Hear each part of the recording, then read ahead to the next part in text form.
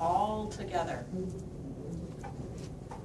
So notice it combines holy books like Bible and Quran. It combines literature like Shakespeare and the Homeric epics, all of that together. You said it wrong, too. Yeah. The Rig Veda. Oh, am I missing something on my slide? Maybe it has to pop in. Okay, I was like, where is it? The Rig Veda, all of the Vedas, there are actually 3 big Vedas. It's the oldest one, and what's important about that one is this contains the entire mythology of the Hindu gods.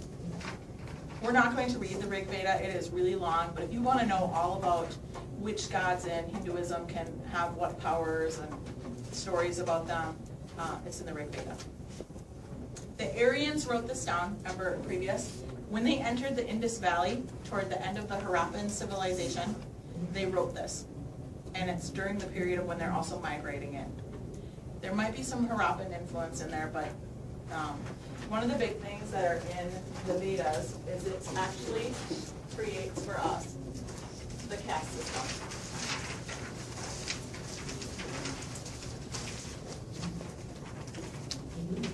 Okay, this guy that's over to the right, his name is Purusha. And I'll pop up this next one so you guys have it. Purusha's mouth, and you'll notice that his head faces this direction, and faces this direction, and faces this direction, and then if we can see the back of it, it faces. So he has a face that's facing all of the 4 directions. And he is known as the universe-invading spirit. And this is kind of a small statue of him, but the story is that he was a giant.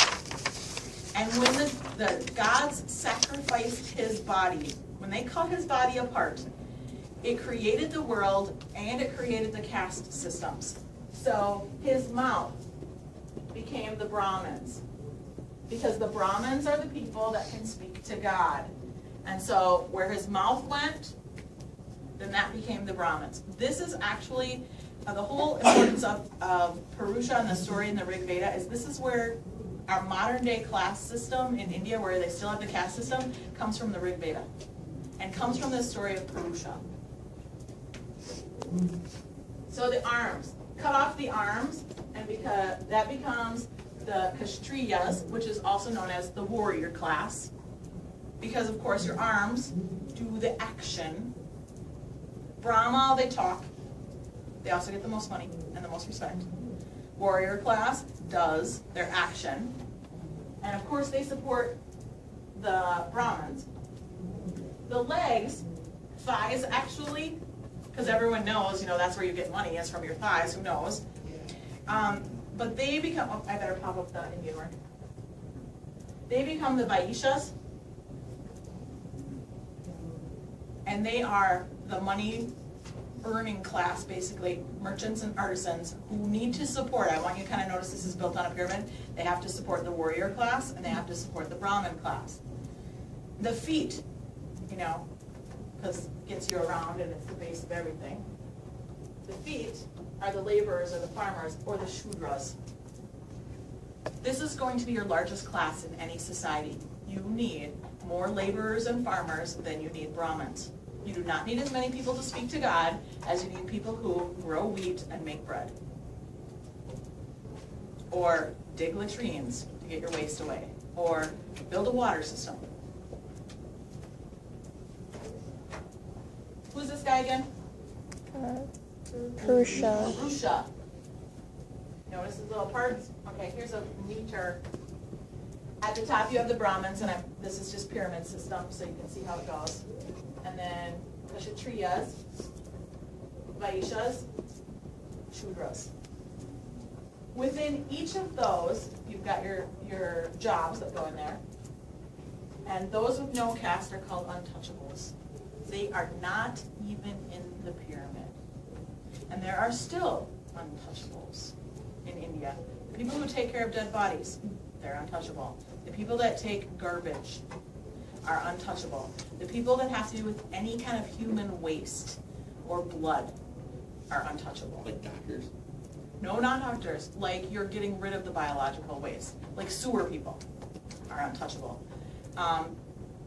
dyers of, or not dyers, tanners of leather, untouchable, because you know, you have to use unclean items in order to tan and make leather. Like you can use urine and brains to make leather. If you're an untouchable, you can relate with other untouchables. You're going to end up with very little money, very little hope. So like, are they not able to be ruled upon by the government if they're untouchable?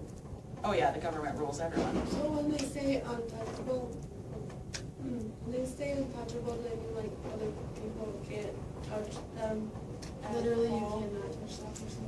If you're an untouchable, you can touch an untouchable.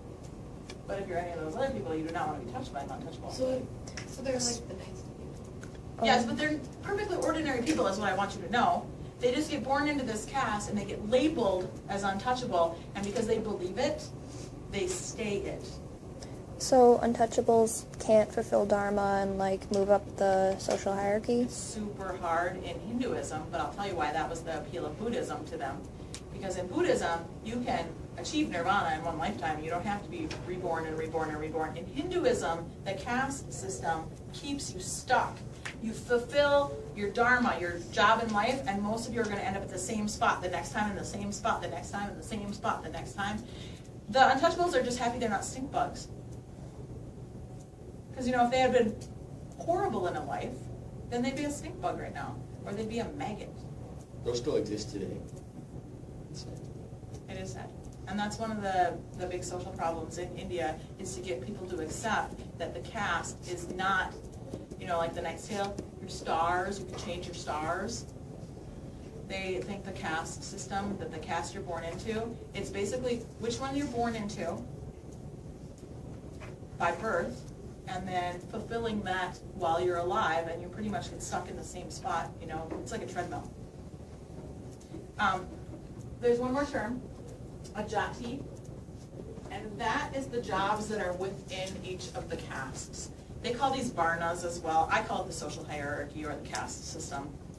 But jati is the divisions of the jobs within that caste. And that sets a really important precedent that the caste system comes from the Vedas, brings India to its present day. And we're going to talk about two dynasties. We're going to talk about the Mauryan dynasty, which is the one that's right now. Then we're going to go back to Rome. And then we're going to come, because the Mauryans are at 321 BCE. They're at the same time when the rise of Rome is happening. Okay, so we're going to talk about the Mauryans first. Then we're going to go back to Rome and talk about the fall of Rome. Then we're going to get to the Guptas, because that happens concurrent with the fall of Rome. So, much like Greece, India before the Mauryan dynasty is a bunch of city-states. Just like you can imagine Sparta and Athens and Corinth and Thebes and all of those. And what happens is, remember when the Persian emperor comes in, it's actually Darius at this time, and you don't care about this. He conquered northwest India, and he introduced a Persian ruling pattern. And a Persian ruling pattern is what Alexander mimicked. It's when you have a strong ruler that rules a large territory, and they divide it into districts that you can get taxes from and that you can get soldiers from, and you make it very organized. A city-state means, you know, Lauren's the boss of her little city-state over there, you guys are subject to her, but over there it's Jessica, she's the boss of her city-state. These city-states do not cooperate. The Persian system, Abe comes in, Abe's the ruler, he sets Lauren up to rule this district under his command. He sets Jessica up to rule this district under his command. Alexander loved that. It leads to stability. And do we still do it like this today? Like governors and stuff like that? Yeah, like governors and mayors and city councils and all that kind of stuff. That's the Persian system, and the Romans loved that too. Because remember, Alexander, before it's Rome, spreads Hellenism and that whole idea of the Persian rule. Okay, so in 327, and I talked about this with the little elephant on this side and the elephant, no elephants on this side, he destroyed the Persian Empire in India, but also left because his soldiers, were tired. And I'd be tired after 17,000 miles in 8 years too. When he left, what do you think happens? Chaos. Things go back how they were. Yeah, I'm gonna call it a power vacuum. It's stable when he's there. As soon as he leaves, it's a power vacuum, and someone's like, ooh, opportunity. The most significant remaining kingdom after Alexander's departure was in the central Ganges plain, and they had a couple strengths: agriculture, and they had trade, because they had the Bay of Bengal, where they had silk from India coming in, spices, all kinds of stuff.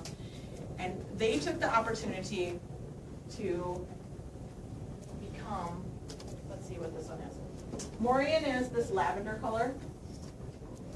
And they had the most power at the time in this region, and so they became the Mauryan Empire.